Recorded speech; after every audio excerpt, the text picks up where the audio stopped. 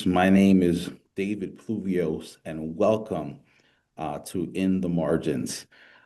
Today, we are so pleased to have as our guest Dr.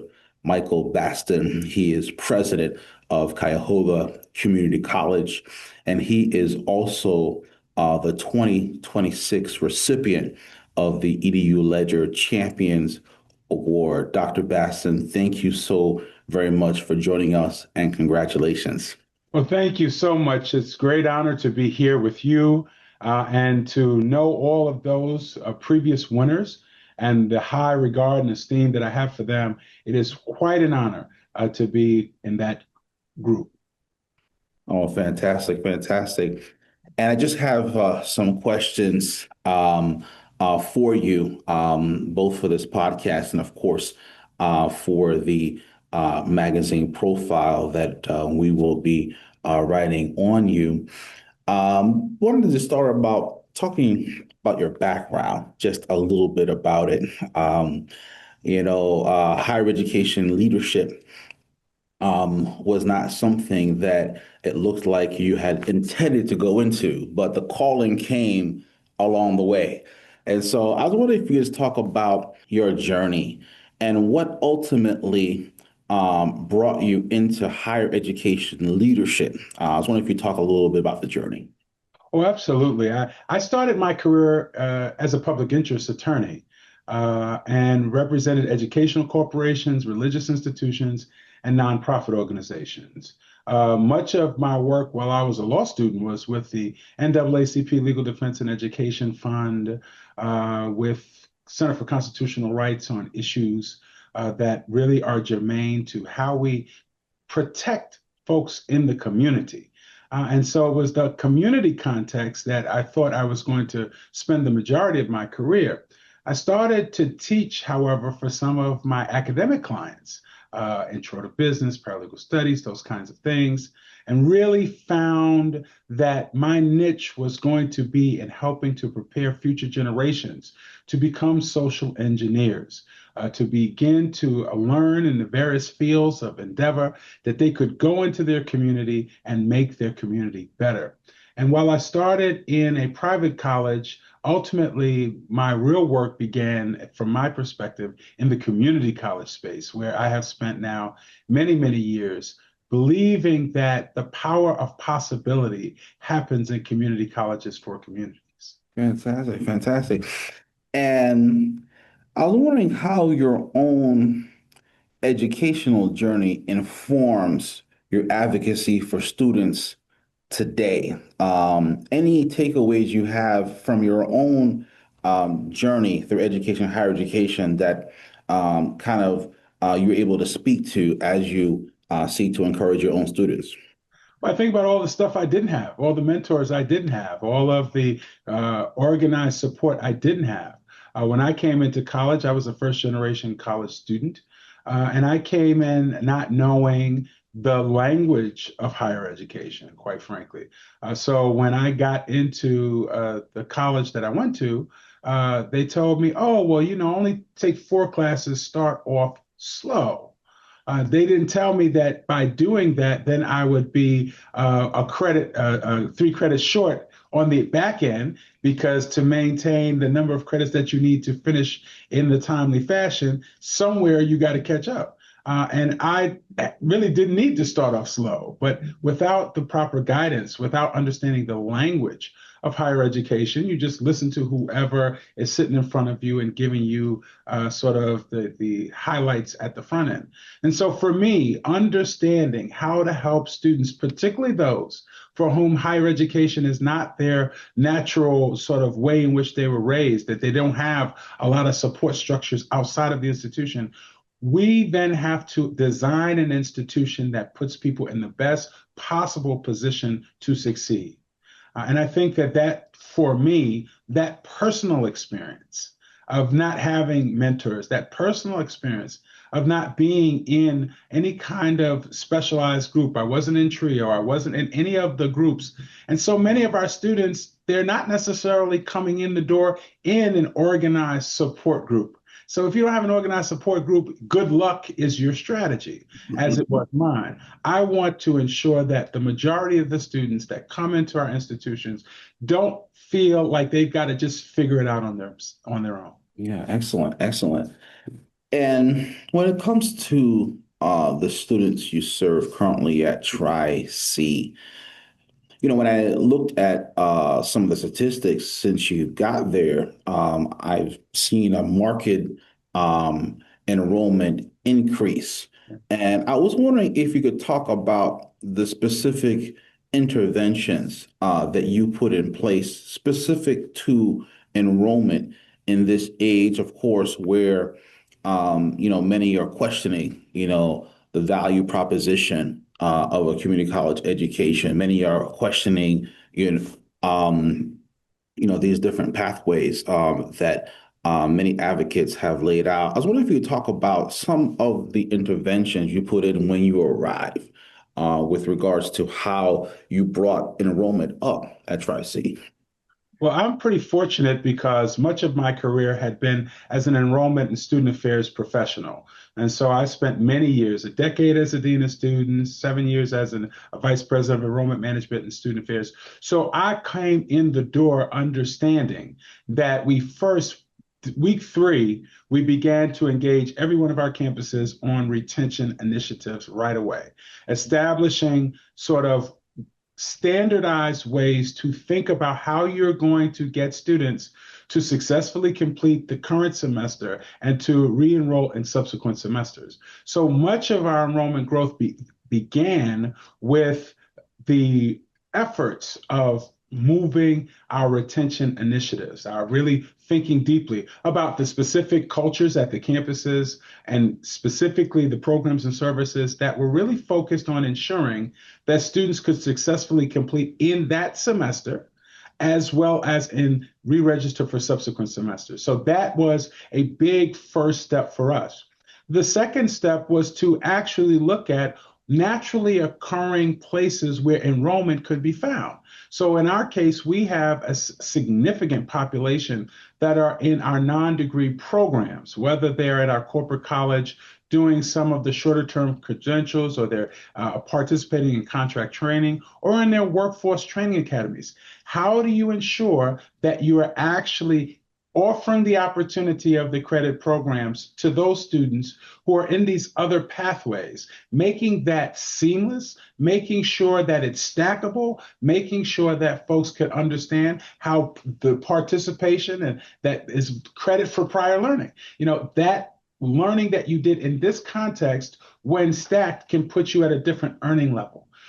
We began to educate people about the opportunity, and we saw more of the students that were taking courses in the other parts of the college to come over into this. And then it was to really outreach to our local K-12 system.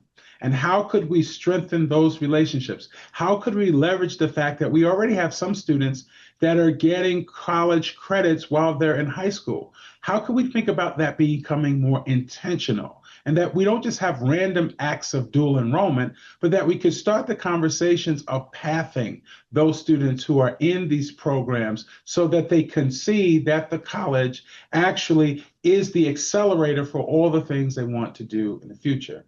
Another strategy was important to talk to the business community, talk to municipal governmental agencies, and really seek out those municipal actors, as an example, who have employees that need upskilling and retraining. And those were very specific strategies at the beginning of my tenure that allowed us to accelerate our efforts relatively quickly. And I was wondering if you could talk about the whole completion issue. You mentioned that you yourself, you are a first generation college student. And of course, you are very familiar, both apparently, of course, with your own experience, but your experience working in community colleges with the challenge of the first generation students, the lack of mentoring and coaching and not having, parents and cousins and aunties and uncles who have gone through higher education who can tell you exactly what to do. And we know that this lack of mentoring is a hindrance to completion, which of course is the goal for so many leaders. Obviously, be it a degree or transfer, some sort of credential, some sort of completion. I was wondering if you talk about some of the interventions that you've put in place with regards to completion, trying to get your students to the point at which they have achieved a specific objective. What kind of interventions have you put in with regards to completion, and what kind of takeaways do you think others, watching and hearing this podcast, could glean from what you have implemented at Tri-C? Well, I hope that folks will understand the importance of sorting students. And when I say sorting, sorting is not tracking. Sorting is understanding what the student needs. We have institutions that think that, if we give them everything, that'll work. Quite frankly, people need what they need when they need it, and they don't often know what they need. So it's our responsibility to understand who they are, to understand the expectations that we have for their specific experience. What we did is we organized our academic program into schools, and we actually had those schools redesigned so that you could embed the kind of inescapable support for students that could allow them to move forward. We think that ultimately, you can't just have this sort of one size fits all strategies. You have faculty members that will have differing levels of engagement with students in terms of the student success elements of their opportunity. For example, in my School of Nursing, those faculty members in that school have a very different approach to managing the students, their interactions, monitoring their progress, because it's a high stakes specific profession. It's very different in one of my other schools that might really rely much more on some of the campus-based, college-wide offerings like tutoring and other things, monitoring. But what is critical is that if your institution does not develop a specific expectation of experiences for students, you then can't have the kind of milestones which become the check-in points with those students. When are you going to know if the student has an educational plan, a finance plan, a career plan? Oftentimes, schools started at the beginning in a student success course as if all students take it, which we know they don't. And then they never check up on it in any meaningful way. So right now underway, we are testing how do you embed education, career, and finance planning in a program of study where there are momentum courses where you can check in to see, are you still on your educational plan, your finance plan, or your career plan? And if not, what are the interventions at that particular moment that can be put in place to get you back on the plan that you designed for yourself?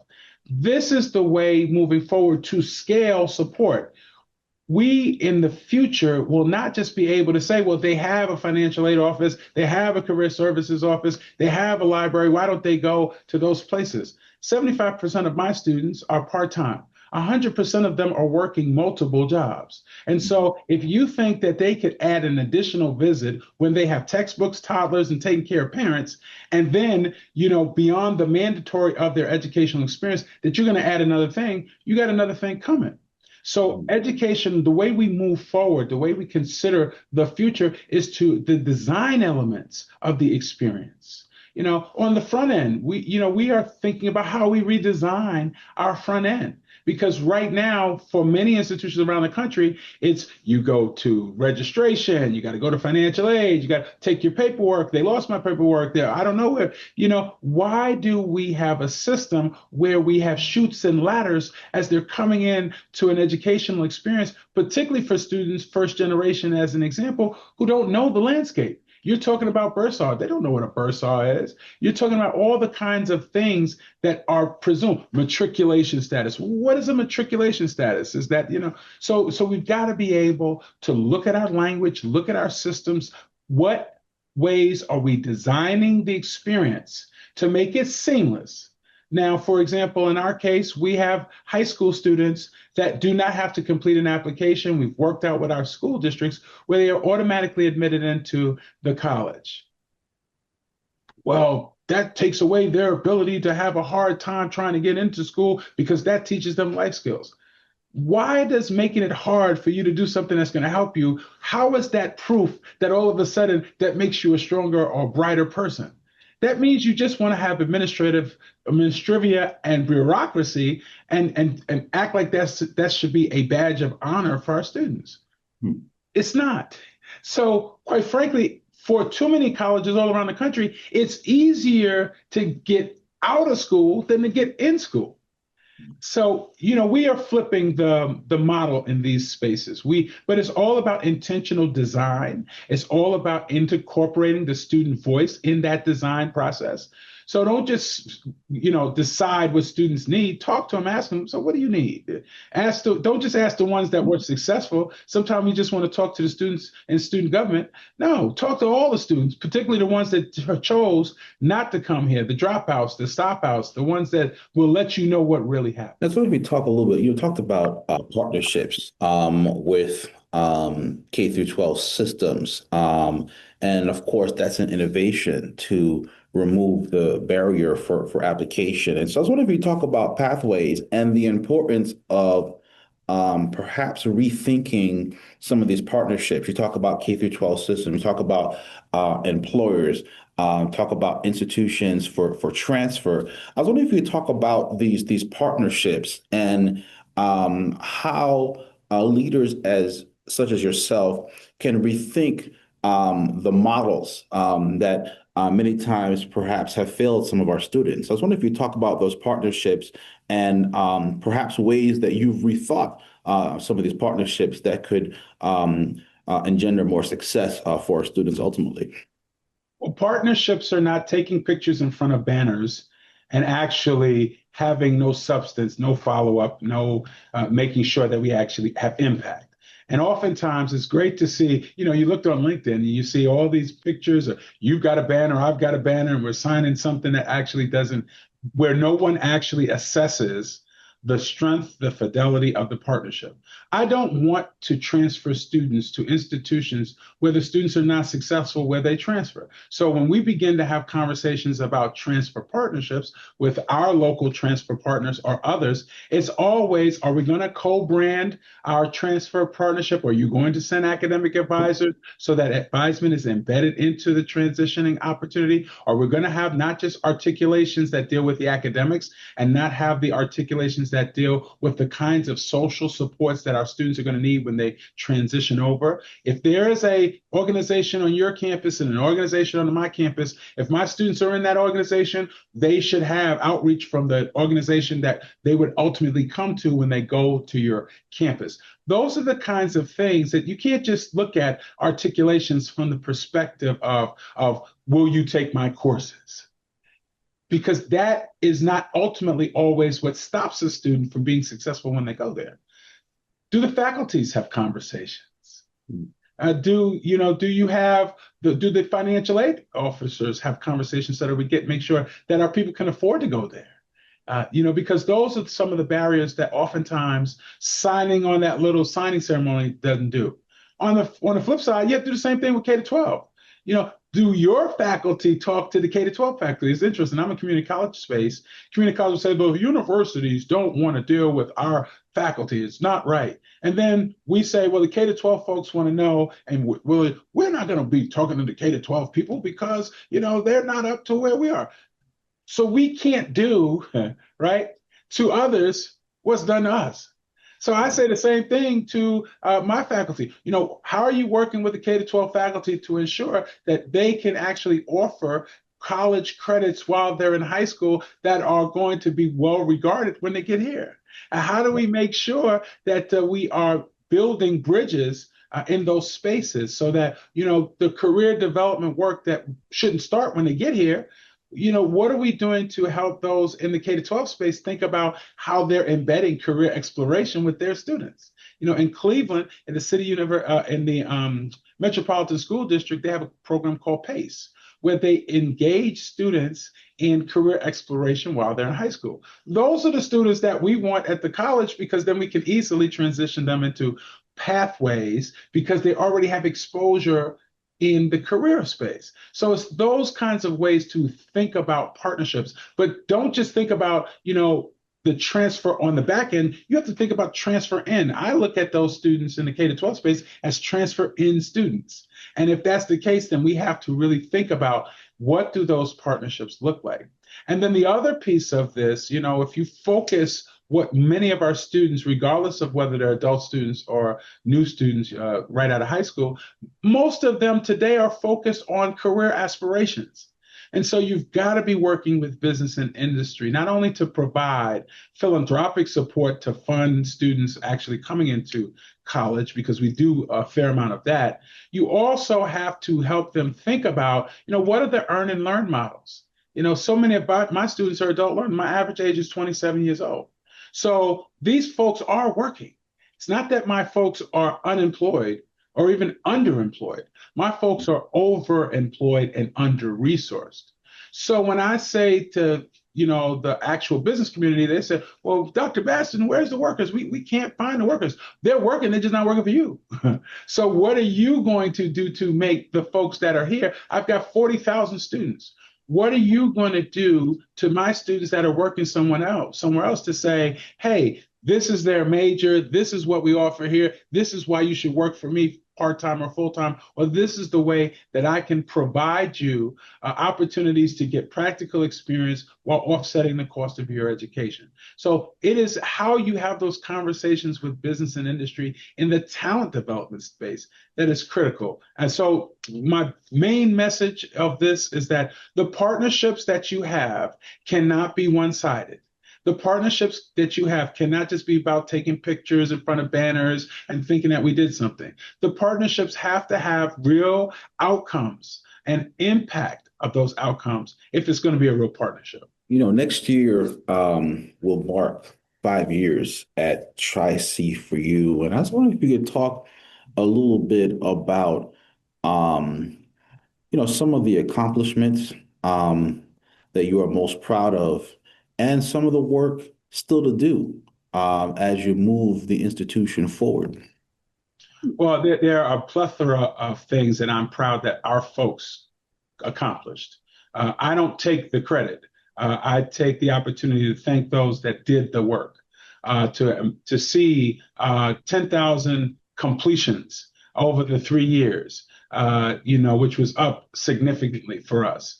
In our completions, I think is amazing. To see 24 programs that were designed with business and industry that were either on the credit side or the non-degree side, so that we have new pathways for opportunities that actually exist in our service region in areas of high interest and high demand. I'm very, very proud of that. To see that we have garnered a significant financial support from the government, from our philanthropic partners. We have raised a significant amount of money from people who are investing in our students, our community, our future. That is a critical sort of milestone. To look at some of the outcomes for the students, that they're either still enrolled, they are transfer, or they're out in the world of work in the over 90%, ratio for that. So those are the kinds of things that I am most proud that my folks are working hard to do. But we have critical milestones ahead. We are moving more aggressively into the baccalaureate space. We know, for example, that the bachelor's degree is still one of the greatest pathways to the middle class in our country. And many of my students are academically, astute, but economically fragile. So yes, they may say 90% says, I want to go to the transfer. But after the first year out of college, out of our program, it's only 30% that actually do it, because they can't necessarily afford the price point jump from the community college into a baccalaureate program, even at a public institution.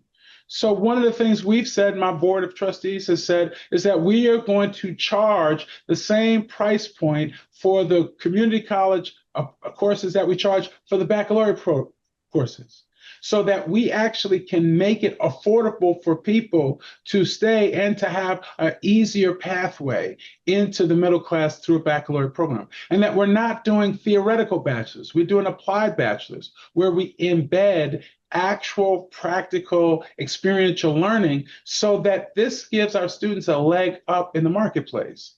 We are doing it in industry where we know that the economic opportunities continue to grow. So it's those kinds of things that I look ahead as being very important. Making sure that we are, our reaccreditation will be coming up in the next 5 years. So we are working diligently to demonstrate how we continue to evolve and grow. Our reaffirmation of our Title IV dollars, because the financial aid from the federal government is critical to help our students stay here. So those are some of the things that are in front of us as we think about securing the future. I don't want Cleveland to remain the second poorest big city in America. Yeah. I believe while the community college alone can't be the only person, we can critically add to the unified efforts to improve the lives of our people in our community. Thanks so much. Just one last question, Dr. Baston. You have colleagues across the country, of course, who are dealing with a number of challenges. Now, you mentioned relationships with funders, with state legislatures and local funders, and so many challenges with regards to enrollment pressure, and just a myriad of issues that many new community college leaders find themselves, in a tough spot, seeking to grow their institutions, seeking to communicate the value proposition effectively. I was wondering if you might have a final word of advice for colleagues across the country stepping into this space, perhaps as new presidents, but not having their finger on some of the most critical issues to tackle in leadership in this age. And so I was wondering, as you look at some of your accomplishments, and if you look at your career and the age that we are in right now with community colleges, any word of advice for new leaders saying, what do I got to tackle first for my students to be successful? Well, I think the first thing that one should focus on, from my perspective, is the culture of your institution. Because if you don't get the culture right, even if that means reshaping the culture, if you don't do that work first, all the other stuff will just be putting out fires on a regular basis.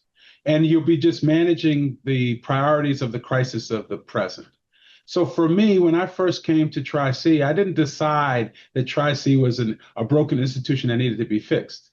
I decided that this is a historic institution and I needed to understand what are the cultural aspects that are supporting it and strengthening it. What are the cultural aspects that need to be reconsidered? And how then do we engage in the work of building the kind of culture that allows us to reach our highest goals? And so creating the culture of clarity was where we landed at our institution. What we understood was we're a large institution, a complex institution, facing a lot of external pressures. And so if we didn't all get on the same page about what our North Star is, and if we didn't all get on the same page about some basics of what does continuous improvement look like, and how do we learn new ways to work together and to communicate and develop sort of the path forward? How do we look to the future, recognizing we have responsibility in the present, but don't allow ourselves to be trapped by the past?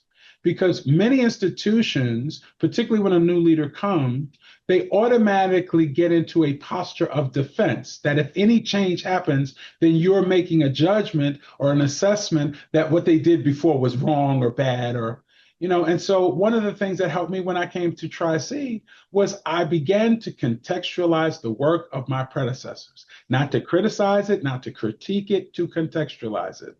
I talked about our first two presidents as foundational presidents. I talked about our third president as really focusing on the access agenda, and our fourth president focusing on the completion agenda. And I talked about the fact that my agenda is post-completion success. So I didn't have to knock all that happened before, but I had to bring us into the context of today. Today's student is very different than the four other presidents in the times that they led this institution. That is likely to be the case at any institution where a person is going to come into leadership. So you have to be able to explain the contributions of the past. You have to be able to explain the conditions of the present. You have to be able to talk in very clear terms what the future will look like with their help. For me, that was much more important than being out there and signing up stuff and doing initiatives that look busy but are not productive. Wow. Wow. Well, Dr. Baston, I just thank you so much for joining us here on In the Margins. Fascinating conversation. Again, just want to congratulate you for being our 2026 recipient of the Champions Award. Well deserved. And just thank you so much for joining us. Thank you. Great to be with you. And congratulations to all you're doing.